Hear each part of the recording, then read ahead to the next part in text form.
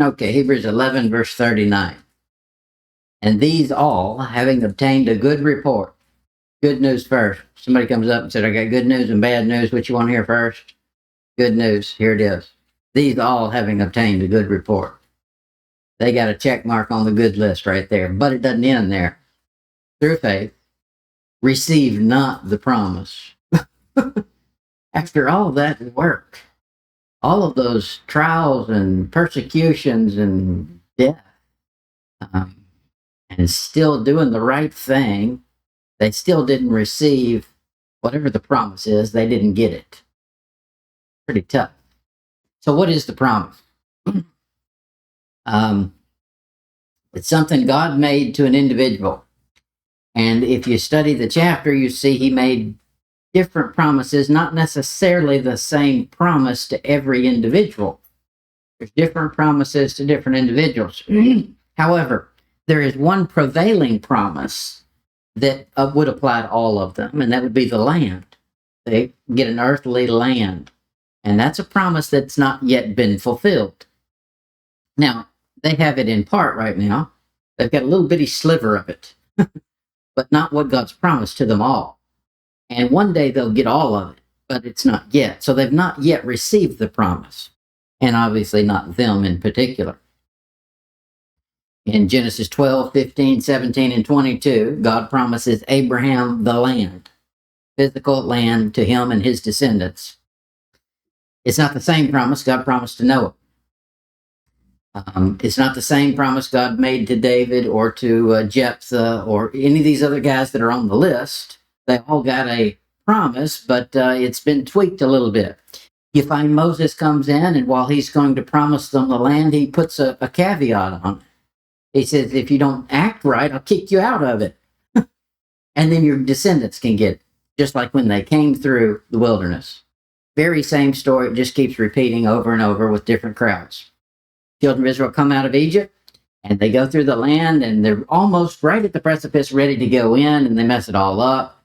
And God says, okay, you can't have it now, but somebody's going to get it. He made a promise, so he's got to keep his promise. But he doesn't have to keep it to the individual. He can keep it to the nation, to the seed. And that is what he's going to do. Let's see how much more of this I'll give you. I think that's enough of that. You understand it. Hebrews 11, verse 40. They didn't receive the promise, and here's why.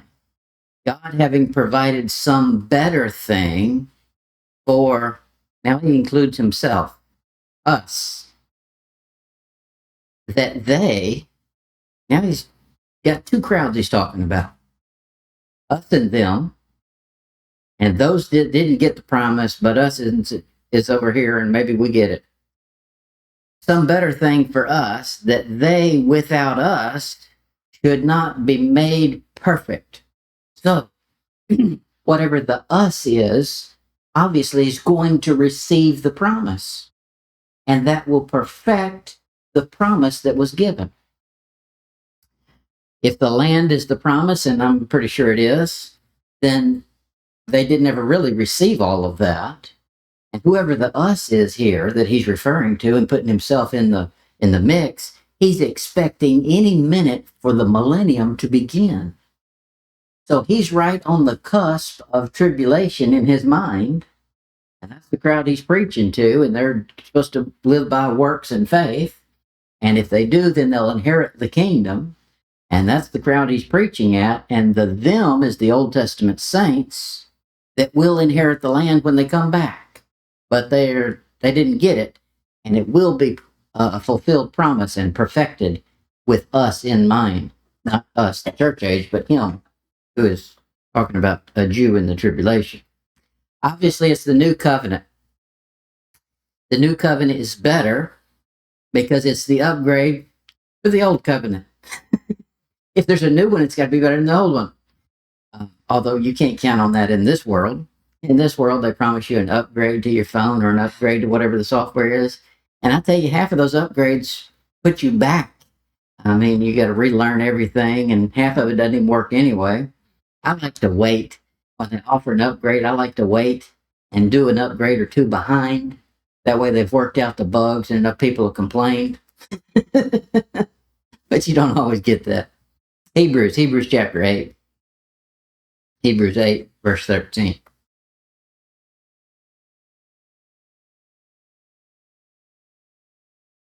All through the Bible, even in the Old Testament, they're promised a new covenant. And this is what the Jew is looking for. It'll be the millennium. He says in Hebrews 8:13, in that he saith, a new covenant, he maketh the first old.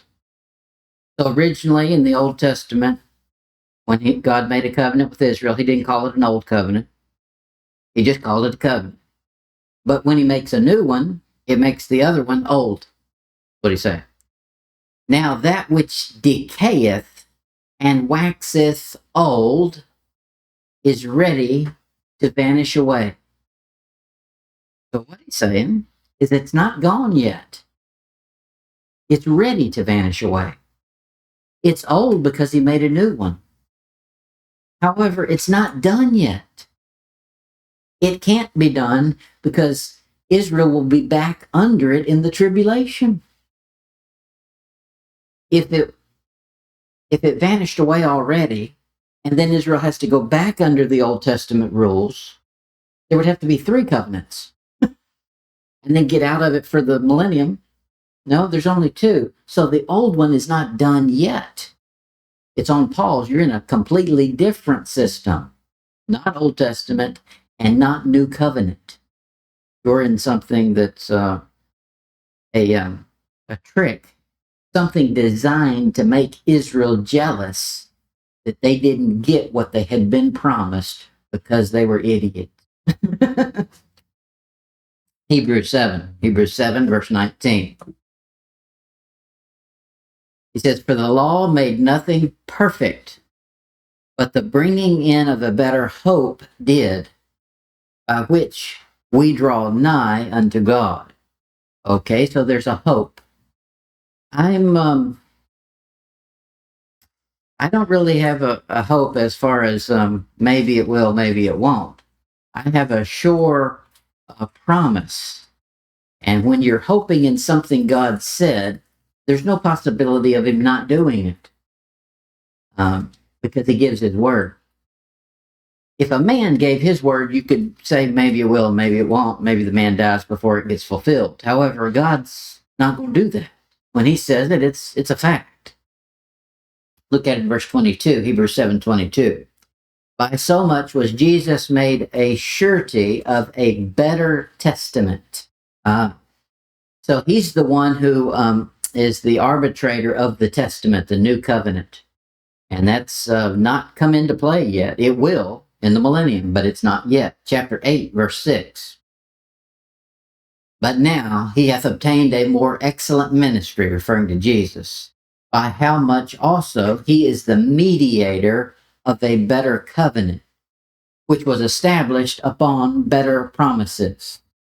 So this has got to be the thing that they did not receive. They didn't receive the promise. Why? Because he's upgraded the promise. It's been added to. It's been expanded. Look at it in chapter 9, verse 23. It was therefore necessary that the pattern of things in the heavens should be purified with these, but the heavenly things themselves with better sacrifices than these. That's the blood of bulls and goats. So he's done something that could have never been done in the Old Testament. He provided a permanent solution. Now that's a better promise right there. And they couldn't have had that in the Old Testament. They're waiting for that. Now, the catch is in Hebrews, he's telling them, you don't just automatically qualify for it. You have to participate and do the good works and hold on and endure to the end in order to get it. But then it's available once they've done all that. Look at it in Hebrews 12, verse 24.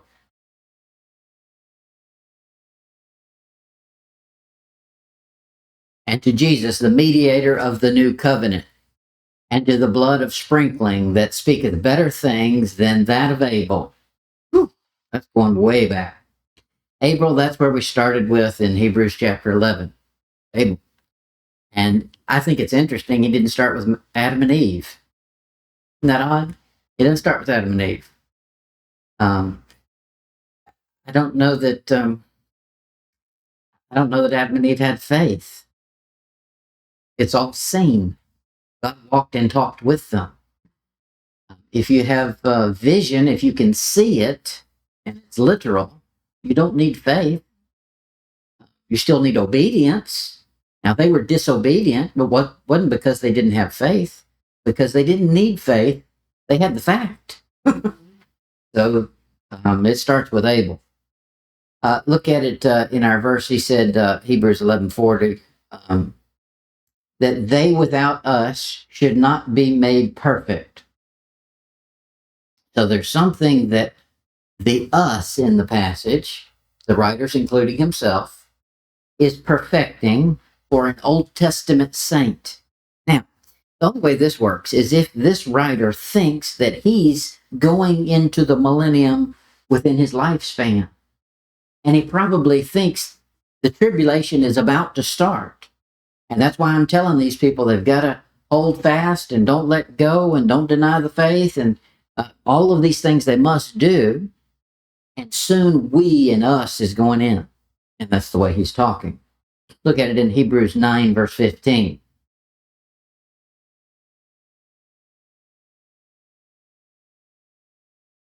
And for this cause, he is the mediator of the New Testament, that by means of death, for the redemption of the transgressions that were under the First Testament.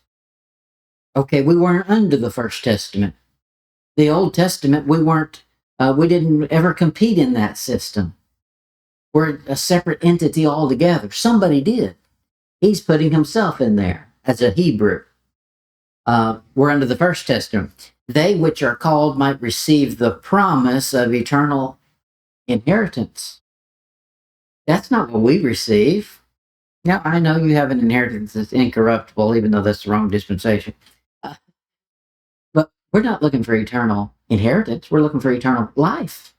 And that's what we've got. Somebody wants eternal inheritance. Inheritance does you no good if you're not here. This isn't my final stopping ground. For somebody it is. The Hebrews. Look at it in Romans 3. Romans 3, verse 25.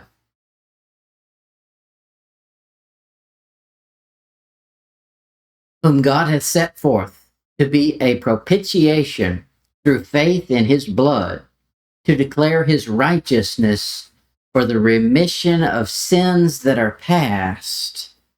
That's those Old Testament saints that weren't perfected without us. Through the forbearance of God, verse 26, to declare, I say at this time, his righteousness, that he might be just and the justifier of him which believeth in Jesus. That's going to be a big step for a Jew in the tribulation, a Jew right now, to get them to trust in Jesus. That's almost a bad word over there, Jesus.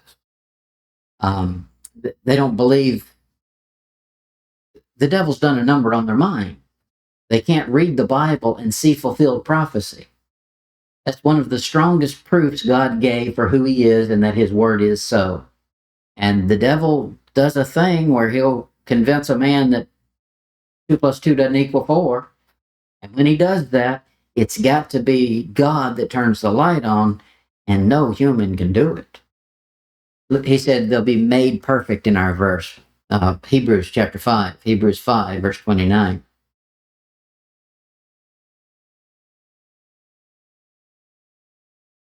Hebrews 5, verse 29. Verse 9. Yeah, if there's a 29, read that one too.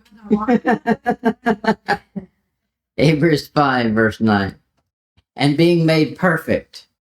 Who's he talking about? That's Jesus. He was made perfect. How was he made perfect? Ouch. Everything he suffered. That's perfection. This is all those people in chapter 11 had to suffer. And they went through all of these things and didn't get the promise yet.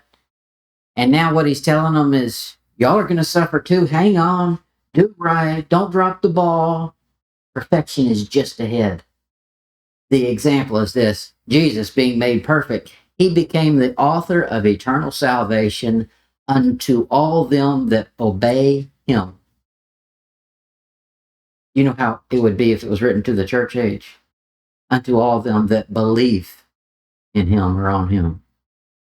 This is who obey. It didn't say anything about believing. You got to obey. Now, of course, you're not going to obey if you don't believe. So it's going to be both. However, the emphasis there is on the works, the action. Very different system. Look at Hebrews 12, verse 23. To the general assembly and church of the firstborn, which are written in heaven, and to God, the judge of all, and to the spirits of just men made perfect. Now, that's telling you something. Only God can make a man perfect. What he's done in chapter 11 is he's ignored all of the sins of those saints. He didn't mention any of them. You know why? Because he's justifying them. God can decide, he can wash out anything. The blood of Jesus Christ has been shed. That gives justification for God getting amnesia when you talk about sin. That's a good deal. And so here, this church right here, he's the judge of all the spirits of just men made perfect. That is, they weren't perfect. He made them perfect. And that's what he's talking about, those Old Testament saints being made perfect. They won't be made perfect without us. Look at it in Revelation 6. Revelation 6, verse 11. Just cutting.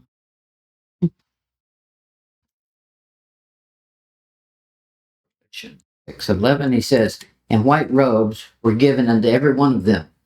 And it was said unto them that they should rest yet for a little season, until their fellow servants also, and their brethren that should be killed as they were, should be fulfilled. This is the same thing he's referring to in Hebrews. Somebody's waiting. They can't be, the promise can't be fulfilled, and they can't be made perfect until something happens.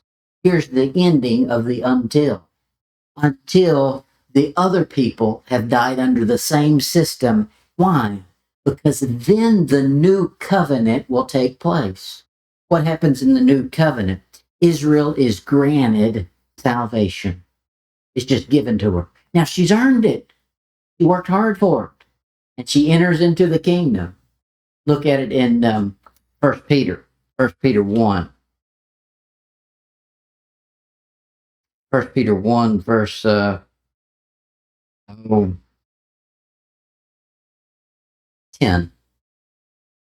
It says, of which salvation the prophets have inquired and searched diligently, who prophesied of the grace that should come unto you. That is, that Old Testament saint, prophet. He was writing and prophesying, and he didn't really understand it. Searching what? Or what manner of time the Spirit of Christ which was in them did signify, when testified beforehand of the sufferings of Christ and the glory that should follow. What's the glory that follows? Not heaven. The glory that follows is millennium. When heaven comes to earth. Verse 12. Unto whom it was revealed that not unto themselves. So they couldn't be perfect because the formula is not complete. For not unto self, but unto us did they minister the things which are now reported unto you by them that have preached the gospel unto you, which the Holy Ghost sent down from heaven, which things the angels desire to look into. Everybody's scratching their head trying to figure this one out. The Old Testament, the New Testament. Now, here's why it was confusing. And the angels couldn't wrap their mind around it, and the Old Testament saints could. Is they're not seeing everything up close and getting all the details of it. They're in the Old Testament, and they see this works-based system, and that's the fact. They look forward, and they see this tribulation works-based system to endure and get through it. They see Daniel chapter 9 and understand the time of 70 weeks are determined and all of these things. They can understand that works-based system. But then Christ dies and sheds blood, and okay, the veil of the temple's rent. Okay, how in the world does that fit in with we got to work for it and do all these things? The angels are scratching their heads. They can't figure it out either. This is something we get into where the exception to the rule just to make somebody mad. God wants to make the Jews jealous that they dropped the ball. And so he's doing this. We get in as an afterthought, but I'll take it. Look at Hebrews 12. All right, we made it through a whole chapter. Hebrews 12, he says, Wherefore, that means keeping in mind everything we've said previous to this. Wherefore, that is because of all of that. Seeing we are compassed about with so great a cloud of witnesses. Now, the witnesses there are the Old Testament saints. It doesn't mean they're sitting in a stadium somewhere watching you. That means they've given example. And we've seen that. Compassed about with so great a cloud of witnesses. That's mile markers that you can look at. Let us lay aside every weight and the sin which doth so easily beset us, and let us run with patience the race that is set before us. Now, you can apply that to a Christian as far as testimony is concerned, as far as your daily life and being a witness and getting rewards and things like that. But that's not what he's talking about here. He's talking about being made perfect from the previous chapter, inheriting the kingdom. He says, so he's saying here, you've got to do all of these things. Don't quit. He says to hold fast lest you let any of these things slip. In chapter 1, I believe it was. So you got to run. That's work. And while you're running, make sure you don't faint. Look down at verse 2. Look unto Jesus, the author and finisher of our faith, who for the joy that was set before him endured the cross, despising the shame, and is set down at the right hand of the throne of God. For consider him that endured such contradiction of sinners against himself. Here's the warning. Lest ye be weary and faint in your minds. Now, he just connected something. He connected mind and works. If you're going to run, that's physical. That's works. That's doing certain things without being weary and giving up. And then feigning, he connected to your mind. Something that goes haywire in the mind. I'm already there. Now, look at it in Isaiah. Isaiah 40. Isaiah 40, verse 28. Now, feigning is just part of, you can't tell somebody don't faint. If they're going to faint, they faint. Is that within your control to not faint? Like saying, don't get scared. Well, I get scared. You can't tell me that.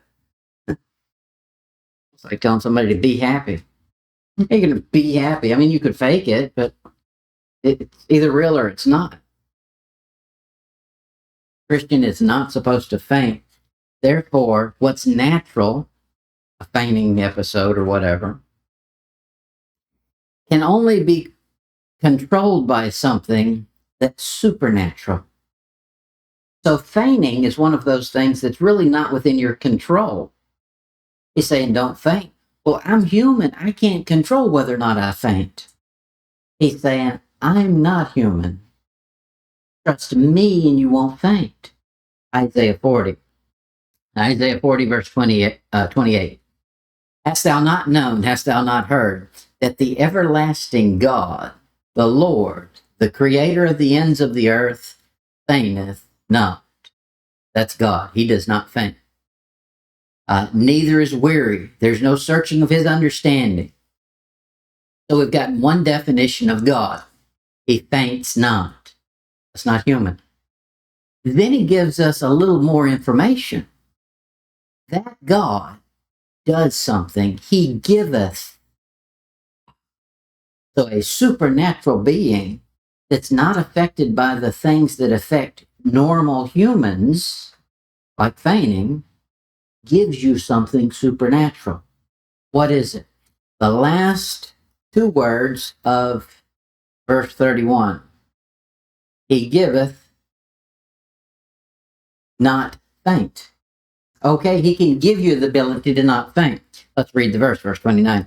He giveth power to the faint, those that want to faint. They're on the cusp of it. And to them that have no might, he increaseth strength. That's got to be something supernatural. If you have no might, that means you're out. You're on empty. And then he fills you back up. Even the youths shall faint and be weary, and the young men shall utterly fall.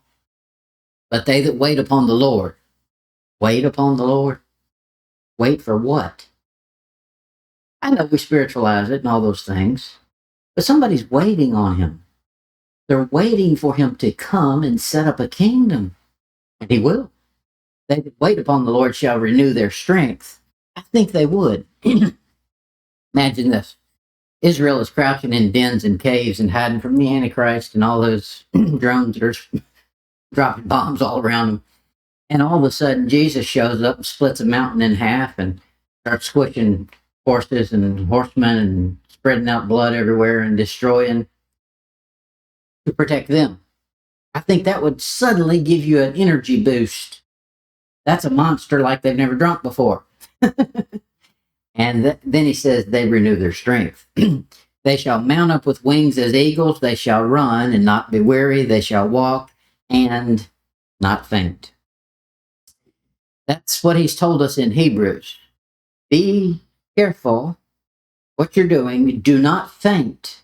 The idea is if they did faint, they would lose what had been promised that they were supposed to be the fulfillment of. They without us couldn't be made perfect. Therefore, don't faint. That's the context to chapter 12, and we don't have time to go through chapter 12 yet. We'll make a whole nother series on that. But that'll do it for tonight.